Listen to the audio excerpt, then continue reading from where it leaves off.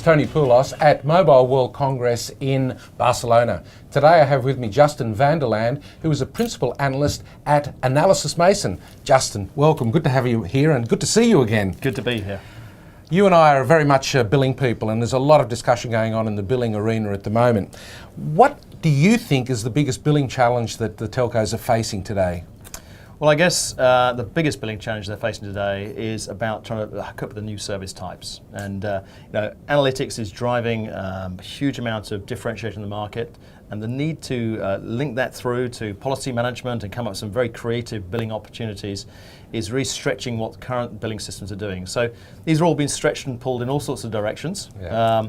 So it's going to be difficult for them to do that and catch up. And of course, the real move to particularly data and real-time aspect of it has been driving some of the older post-paid billing systems as well to be changed. Well, that brings me to the next point. How important is real-time convergent charging in the new environment?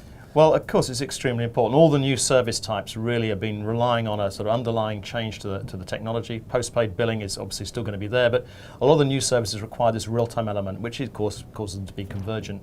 And the efficiencies of those billing systems, if you're running 2 or 3 or even more separate billing systems, is very expensive. And of course, there is an underlying cost-cutting exercise going on at the moment. So if you can bring this into a convergent system, it can make some sense in terms of taking cost takeout as well within the operators. Are there success stories out there already, or are they still in the process of transformation? Well, there's always going to be transformation, Tony. Yes. But there are absolutely loads of examples coming out now, and some of the more forward-thinking operators, particularly in the Far East, have changed some of those quite radically. They've been far more ready to do the big transformation projects, whereas I think Western Europe and North America have been somewhat more slow but gradual and sensible in maybe some of their approaches in terms of the transformations they've done to date. Do you think that they, or the RTCC, will ever replace traditional billing systems?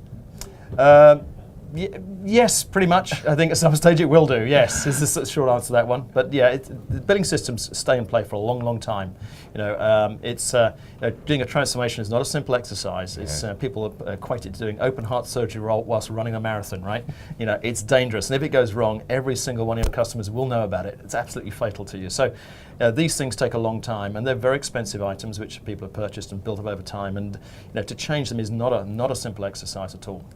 Are any of the operators looking at perhaps moving to the cloud for things like RTCC to manage multiple properties or multiple operations that they have? Well, they're using cloud technology, but it's private cloud technology. Right. And it's not open cloud, so it's not sort of pushing it around and using sort of the internet to go and do these things. But certainly some of the technology for using sort of multi-tenanted approaches internally is a good way of taking cost out.